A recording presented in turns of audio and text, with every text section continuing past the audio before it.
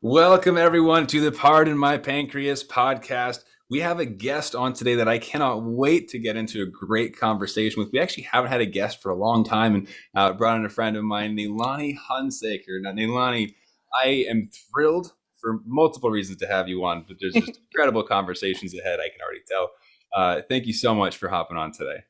Thanks, Matt. Thanks for having me. I'm happy to. Absolutely. And I know that we were just chatting about an exciting new development in your life, and you have announced it, so I don't have to tiptoe around this. But can you tell our audience about the new, relatively new news that you've got going on? Yes. Yes. I'm so excited to share that I'm pregnant with twins. I'm 31 weeks now. And I also have type 1 for those of you who don't know me. So it's been quite a journey that I'm happy to talk about and I share a little bit about on my social media. But it's cool to be able to show people that women with type 1 can have healthy pregnancies and can, make the goals that all the clinicians will set for you. It just takes a lot of hard work. Right. Absolutely. And actually, just because our audience might not be super familiar with you, can you give us kind of like a quick summary of your diagnosis and what you do for a living? Of course. I was diagnosed with type 1 when I was 8 years old. I grew up in Hawaii. So we, at that time, didn't really have a lot of help as far as medical care goes. There was no endocrinologist on the island I grew up on and no pediatric endo in the whole state. So my parents were really on their own with taking care of me. And I was lucky enough that I got to go to a conference. It was actually a TCOYD conference in Oahu. And I met a PA there named John, a physician assistant named John Walsh. And he has type 1 too. And he was just so kind to my family. And he actually flew to Kauai on his own dime and had dinner with my parents and I, and really showed us what life with diabetes could be like if I took care of myself. And so it was at that point where I decided I wanted to be a physician assistant and help others with diabetes. And so that really never changed after that. And so that's what I do now. I'm a PA, and my specialty is advanced diabetes management. And about a year ago, I opened an office with an endocrinologist in the Riverside County area to help people near my home with their diabetes management. So that's what I do. I love that. So you were able to, and I know we dove deeper into this on an interview for this the virtual summit coming up, which plug Mm-hmm. for everybody listening. There's a way you can sign up for a free summit coming up. But you got diagnosed, met someone who is absolutely incredible, was able to give you kind of a mentorship, and then as you grew up, were able to actually get mentored by him in your career choice. Is that right? Yes, I did. And we lost touch after I met him at the conference. I was Mm. only like 8 years old or between 8 and 10. And, but I just knew I wanted to be like him because he made such an impact on my family's life because we were really struggling at that point. Mm. And so once I got into school, I wrote to him, found his email online.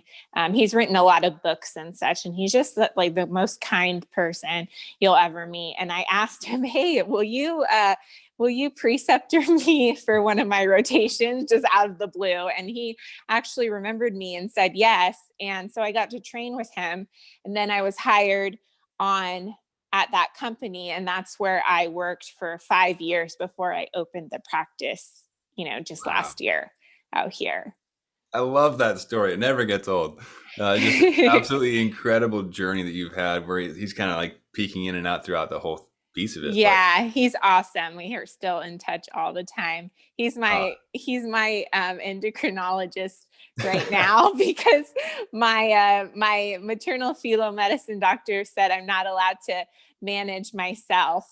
So I was Oh, like, well, I trust John to manage me. So I get to see him as a patient now, which is oh, cool. wow. I didn't know Yeah. that part. Yeah, So, I mean, it makes sense because it's harder to see things when it like you're so personal, like mhm, it's so close to you, like I basically think I'm doing terrible all the time. mhm. And he looks at my reports and he's like, Nalani, you're crazy. You are actually doing amazing. But it's hard to get that outside perspective when you're like so in it. Sure. Yeah, actually, why don't we talk about that a little bit? So you mentioned like you think you're just failing and it's so difficult. Um, Yeah. how has pregnancy been in terms of blood sugar management? Has it thrown things off a little bit, or what's that like? Oh yeah, it's difficult, and I expected it to be difficult, but I didn't realize how much it was going to change all the time. So when I before I was pregnant, I was on about 30 units a day total. Now I'm on about 100 units a day total.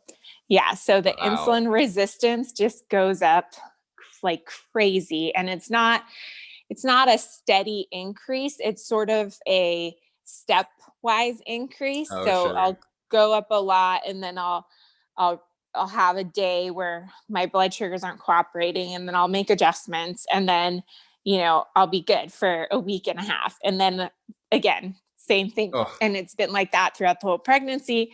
And then every so often there's specific weeks in pregnancy that you actually your resistance goes down excuse me because your estrogen goes up. So when your estrogen is higher, you're more sensitive to insulin, but when your progesterone's higher, you're less sensitive. So the progesterone is what causes the insulin resistance. So like for instance, between week like 7 and 12, you have a drop in your insulin resistance. So, and then I also noticed recently, I'm at 31 weeks now. Recently, I've required a little less insulin than I was before, too. hmm, So it just seems like it's constantly changing. hmm. And when I'm working, I see my pregnant patients every 2 weeks, if they're on insulin. But even that, it seems like might not be enough. Like I might have to change things when I go back in, maybe do like phone calls in between or something, because I've now realized that it changes much more than every 2 weeks. Oh, wow. So it sounds like it mostly goes up as far as insulin resistance and insulin needs, but it is kind of Yeah. up and down. So it seems Yeah. unpredictable. I'm sure it's hard to find patterns as you're It's a going bit through that. unpredictable. And then the Mm. blood sugar goals are really tight. So it's Oh, no right. longer the 70 to 180, you're good kind of thing. It's, before pregnancy, you want to have an A1C less than 6.5, which is already very good A1C. And then after pregnancy or once you become pregnant, they want you to have an A1C less than 6. Mm. So that means, fasting blood sugars between 60 and 90. So in the 60s is no longer low when you're pregnant. Wow. And 1 hour postprandial less than 140, Mhm. 2 hours postprandial less than 120. So you really shouldn't be going above 140. And then you're wanting to spend your time in range, which is now between 70 and 140, um, at 75% or more. Okay. So we So got it's the strict. Yeah. yeah, the tighter range there making things obviously more difficult. And then Hmm. on top of that, it's just kind of this moving target of like, "Ah, bring the insulin Yeah. up and down." So I'm Yeah. curious from your perspective as, a medical professional, but also someone living with type 1 diabetes, um, is there a strategy for getting off that blood sugar roller coaster with the moving target and I guess in a sense kind of like reset blood sugars?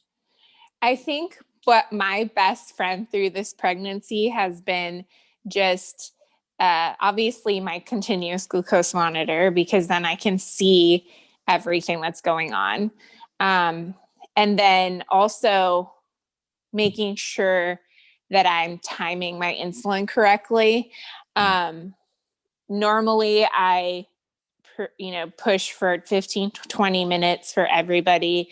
But with the pregnancy and the high levels of insulin resistance, I've started to notice I need to bolus more like 30 to 45 minutes early.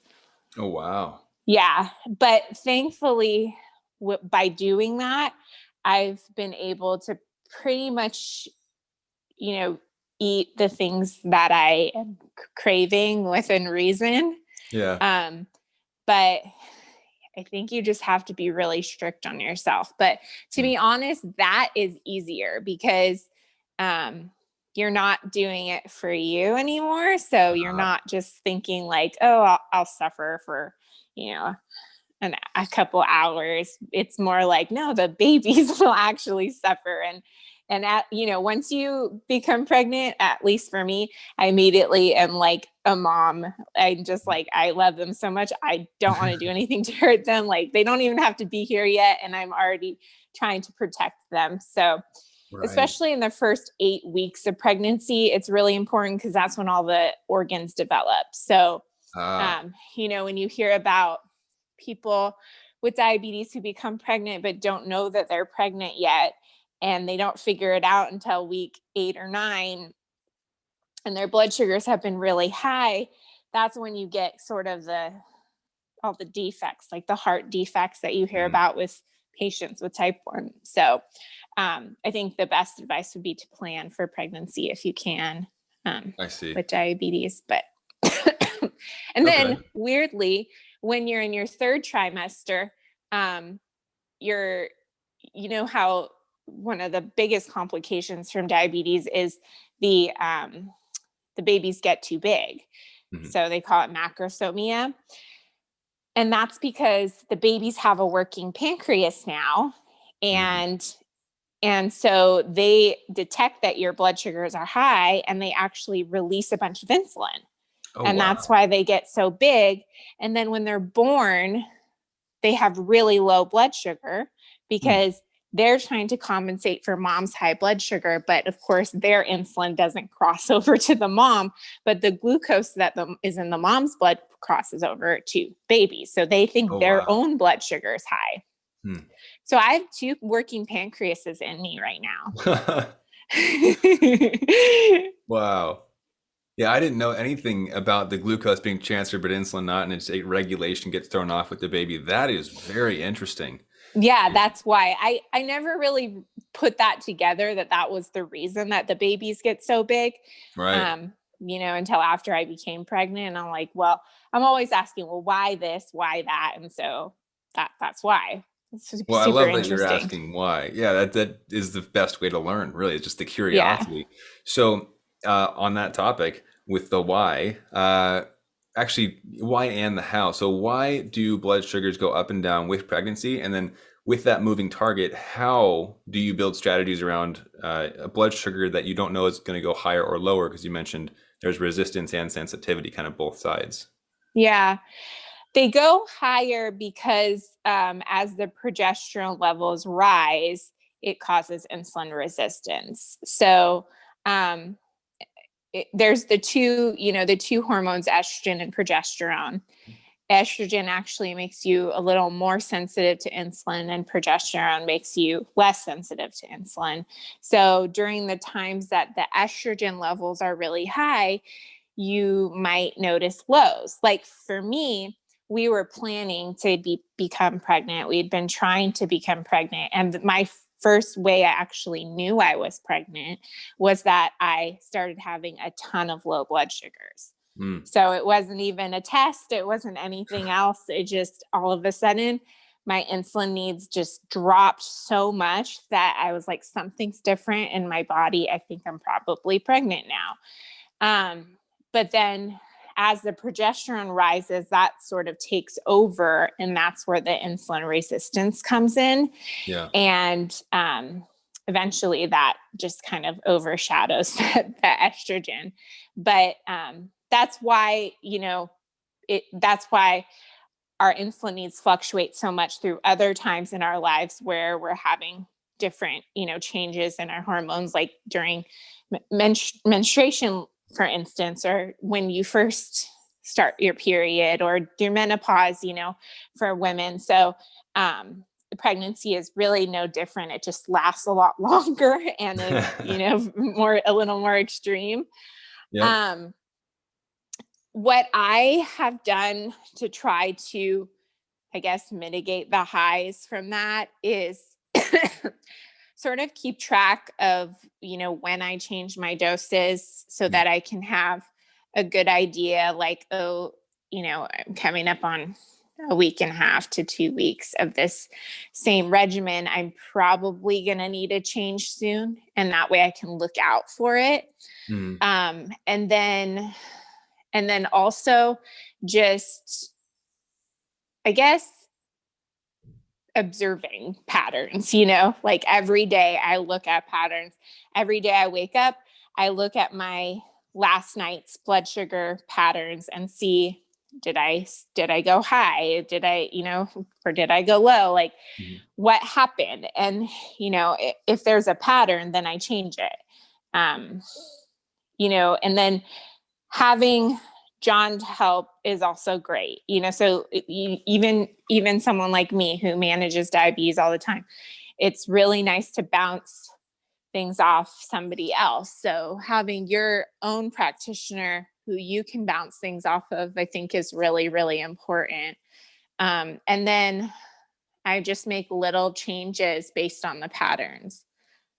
I love that. So observing, documenting, having somebody else to bounce ideas off of.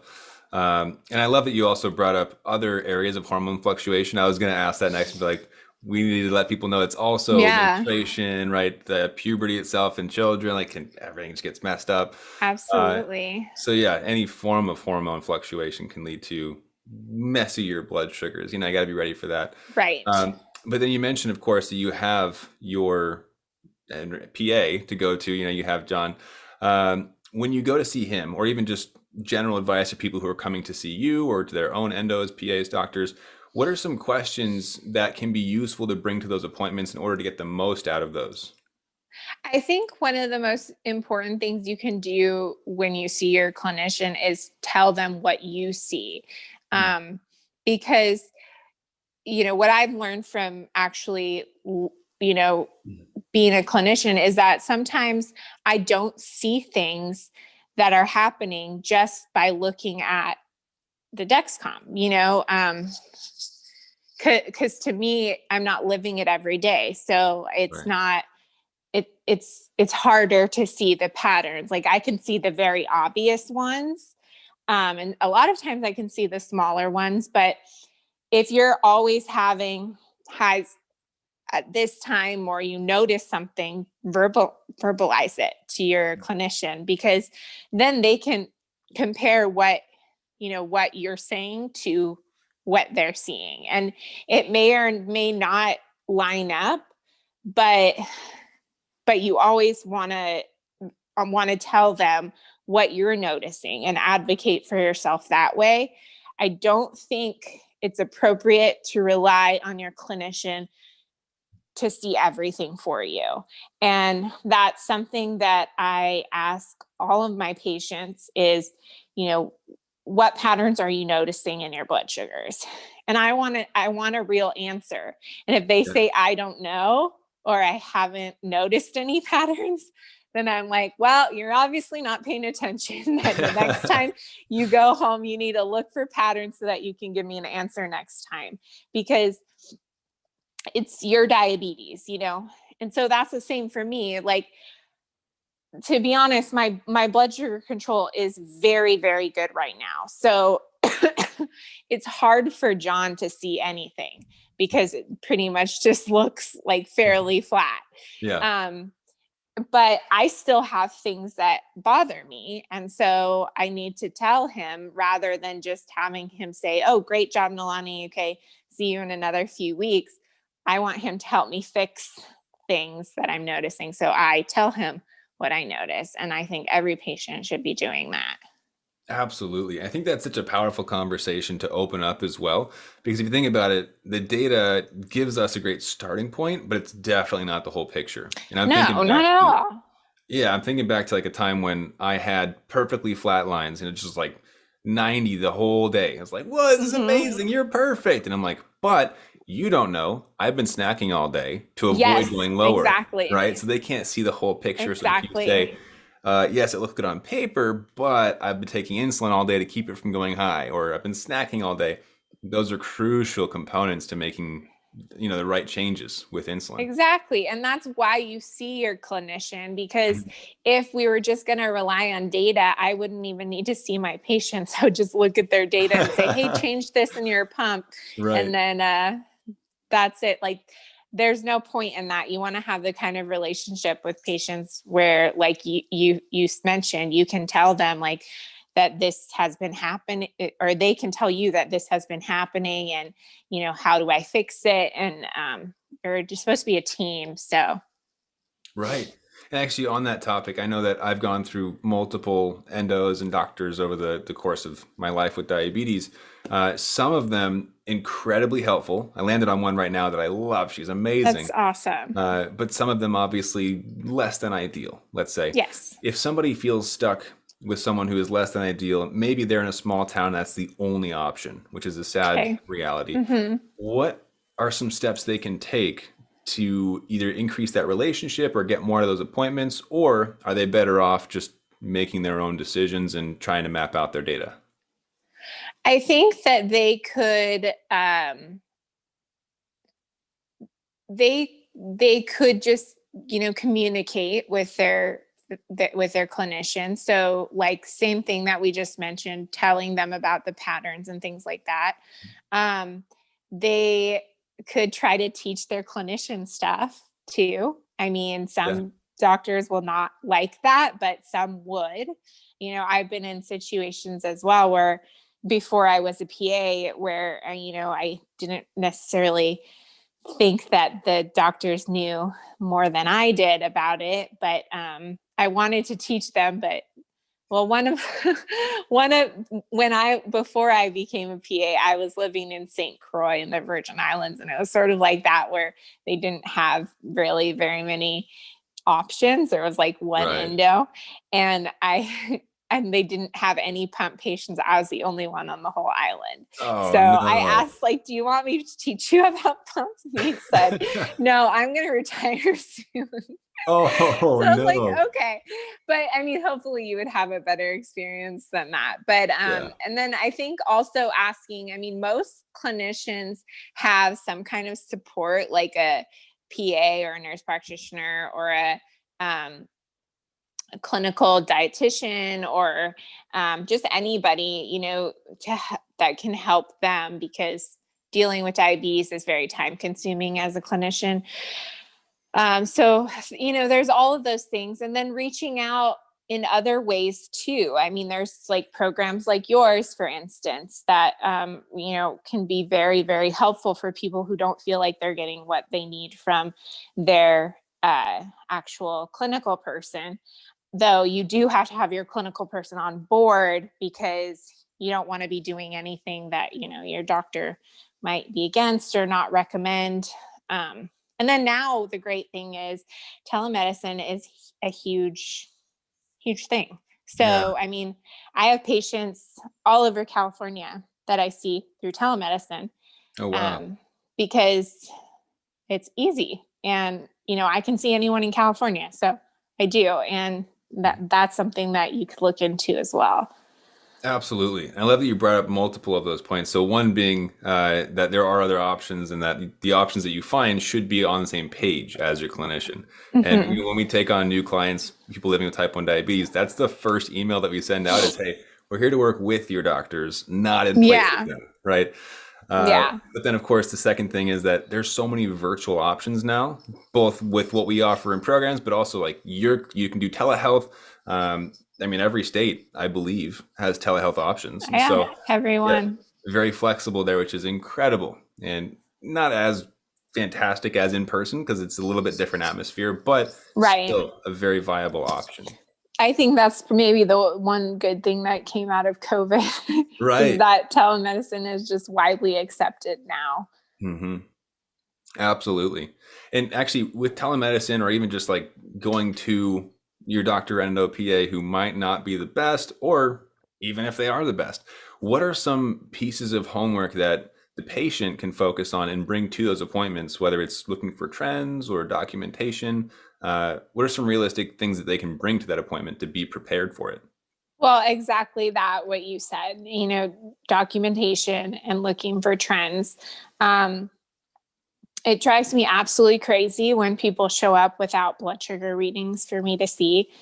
Absolutely crazy, because I can't help you. It just ties my hands so much. And people just, I didn't know, or Mhm. I forgot it. But it's just showing up with the information is so key. And then telling me what you notice, because that's what I really want to know. I want to know what you see or what you feel, so that I can really help address the biggest concerns first. Um, and I think that's really it. Just looking for patterns and then telling me about how your life is impacted by your diabetes so that I can help make it better for you. Absolutely. Yeah, I love that you brought up like what do you see? Like having that perspective, but also kind of slyly handing them responsibility for it, where it's like, look, you got to do some of this yourself too, right? Right. This is your disease. On that topic, what are you looking for them to observe? Is it more like, here's how many carbs I had, or here's the blood sugar response, or I went low last night? What's some keys to focus on? I think it depends on like how long they've had diabetes, and so like what their skill level is as far as looking for patterns. But I want to know things like, I always wake up high, or I always have to eat a snack in the middle of the night, or I'm feeding my basal all day. Hmm. Every time I eat lunch, I go low. So just things like that. Those are the things that I want to know about. Or every time I exercise, I go low, Yeah. things like that. Um, that's really what I want to know. Um, Sometimes if I feel like carb counting is the issue, I might have them keep like a food log with their carb count so I can see what they're eating and how many carbs they're inputting. Mhm. But in reality, people don't have to be good carb counters. They just have to be consistent ones. So if they're constantly under or over counting their carbs, we can adjust for that. You know, it's, it's just, I want to know like what is affecting you specifically in your life, and how is your diabetes hindering you, so that I can make it so it's not hindering you anymore. Absolutely. And I love that you mentioned one key word there, for each of those components to observe, which was every time. And she's like, Hmm. every time I eat, X happens. Every time I exercise, Y happens.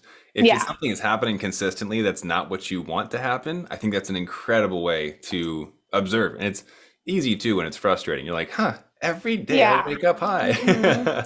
Yes. And we have to also realize that, one high blood sugar, one low, or even two, or whatever, it's not something that you necessarily did horribly wrong. We have to give ourselves grace with the highs and the lows, because everybody has them. Hmm. um it's just, if it's a pattern, then that's something you want to know about, like maybe if it happens 3 times in the same week. Right. But um everyone's going to go high, everyone's going to go low if they're on insulin. Hmm. That's just the way of diabetes. So Right. doesn't mean you're doing a bad job. And it doesn't mean anything needs to be changed. The pattern part is the most important. 100% agree with you. Yeah, that's one of the things that I work with my clients as well, where I tell them it's okay to analyze the outliers. I went to Mm-hmm. 250 today. What happened? Great. Let's figure out how to Yes. avoid that in the future. But we're not going to make aggressive changes based on one event.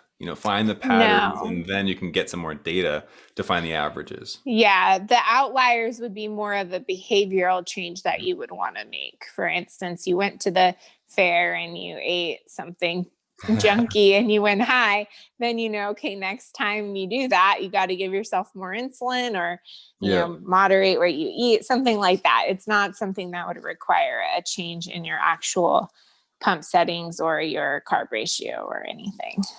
Absolutely. Yeah. You go to the fair, you eat 3 deep fried Oreos and 4 funnel cakes, and you're like, when did I go high? I should change my insulin Don't to say carb that to ratio. me while I'm pregnant, Matt.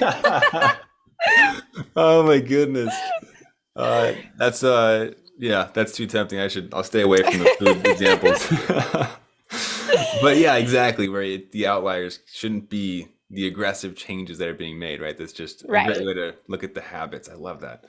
Um, and actually, kind of going back to you being pregnant right now and going through that process, with the changes you've had to make and the tighter parameters, how has that affected your habits or your mindset, even like your approach to diabetes? I think at first it really freaked me out a lot, just because I was so scared that I was going to have um, complications or that the baby's going to be born with heart defects or, things like that. There's so many things to be scared of, Yeah. um, when you're pregnant and, because your wife was just pregnant. So it's Yeah. like there's so much fear Hmm. revolving around pregnancy, It and then doesn't add go away. on. Yeah, I know. That's what everyone says, that I'm going to be worried for the rest of my life now. Yeah. But so I was really scared, and so I just was really, really strict on everything, what I was eating, when Mm. I was bolusing, um, absolutely everything. And then as I started to figure it out more, I was able to get more lenient, just kind of like it, it sort of felt like when I have patients in the office that are like brand newly diagnosed with diabetes, and they, you know, they really want control. Maybe their average is like 300 or 400, and they're like, I can't eat what I want anymore. It's like, no, you can, but just right now, try to, you know, be a lot more careful about what you eat. And then once you understand your diabetes more, then you can start incorporating things that maybe you cut out previously, so that you can enjoy things more, because everyone wants to have a cookie or whatever every now and then, but if you're averaging 300, you probably shouldn't be. So you know that's kind of how it felt. It was almost like a Mm. new diagnosis, I guess. Okay. And so it felt like I was trying to just figure that out without being overly anxious about it. So, yeah, I mean, I think once I figured it out, though, I've been able to, within reason, eat what I want and what I crave. But like I mentioned, I do need to bolus very early. So, getting people on board with your new habits. I had like everyone around me trained for the 15-20 minute rule. Even like my brother-in-law and my sister-in-law, they're Oh like, wow. if I'm at their house, they're like, oh, Nalani, dinner is going to be in like 15 minutes. So Oh my I'm like, goodness. okay, so I bolus for it. But Yeah. like now I'm like, no, I need more time. So I had to like, tell everybody. So getting people on your team to help you, so that it's not really difficult when everybody else is eating and you're having to wait still. Crucial. So just, I guess, little things like that, but a lot of support, I think, is really important. 100%. Yeah, support is just, it makes the world of a difference. Having people in your life that support that and make it easier for you. Yeah. Um, yeah, completely agree. And actually, before we kind of give the secret away about where they can find the deeper dive interview with you in the summit, Mm-hmm. I would love to know if you could give kind of a golden nugget, like one thing that stood out to you. Like for me, a key distinction from this episode was patterns and identifying them when life gets chaotic, like being Mm-hmm. pregnant. But Yeah. if there were a distinction or a golden nugget that you'd like to share, what would that be for the audience? I think that really is it, like trying to take a step back from the everyday. Mhm. Um, it really does help me to look at my clarity report so I can Mm. see the big picture, because sometimes I feel like I'm just failing. And then when I look at the big picture, I'm like, oh, actually, if this person were to present in my office, I would probably be jumping up and down, so happy with how good that they're doing. So Yeah. I think, giving yourself grace is super important. Mhm. But then also realizing that it's your diabetes and it's not up to your clinician to look at your patterns every 3 months and make a change for you. Or even more than that, even if you are going every 2 weeks, it's not their responsibility to say, oh, well, this is what's going on. Let me fix it for you. Mhm. You have to advocate for yourself and tell them what's going on so that you guys can work together as a team. So patterns, timing, documentation, and teamwork, I think, are really the four biggest components to success with diabetes, whether you're pregnant, newly diagnosed, or you've had diabetes for 25 years. I love that. Yeah, and especially the four components that you just mentioned there, which is amazing, slightly ironic, but just I think perfect, because two of those are actually what we spoke about in depth on your summit interview. So perfect transition. Great job. And of course, for everybody watching, Nalani and I actually had an incredible discussion on patterns and timing, and within timing, specifically on insulin timing, which I know is Nalani's one of your favorite topics, and mine as well. It's just crucial to figure out how to get insulin timed correctly. So Yes. the summit that we have is actually a virtual event, and it's accessible for everybody. It's a free event. Deep dive into Nalani's episode, and we actually have a bunch of other medical professionals who are also living with type 1 diabetes. We want to invite you guys to join us. Of course, come to watch Nalani. Like, that's the reason you're probably going to show up. But if you want to grab free access to that summit, it's called Thrive with Diabetes, and the website is thrivewithdiabetessummit.com. So thrivewithdiabetessummit.com. You can grab more of Nalani. Nalani, thank you so much for today, of course, but also for the incredible deep dive summit episode that we have waiting for everybody else. We really appreciate your time and, of course, your knowledge and experience as well. Thanks, Matt. And I really appreciate everything that you do for the diabetes community as well. It's pretty amazing. So thank you. Well, thank you so much. And just from your opinion, do you think people should go register? Is that a good episode for them Oh, to check yeah, out? Okay. absolutely. Yeah, absolutely. I think you can, support, like I said, is one of the key things. So having support, and I think, doing something like registering for the summer, and it will be a good place to get that support. Absolutely. That's actually a secret we haven't told anybody yet, but we have a community aspect this time where we can actually meet other people Oh, with type 1 diabetes. that's so cool. Oh, I'm excited about it. That's Chat rooms very and Zoom cool. hangouts, and I'm not going to ruin the surprises, but yeah, Oh, everybody should go check it out. You okay. should go sign up for that one. Thrivewithdiabetessummit.com. Again, Nalani, you're incredible. Thank you so much for your time, especially dealing with pregnancy, making time for us. It's incredible. So I Thanks, appreciate Matt. you. My pleasure. Everybody else, get out of here. Go sign up. We'll see you next time. Keep up the fight.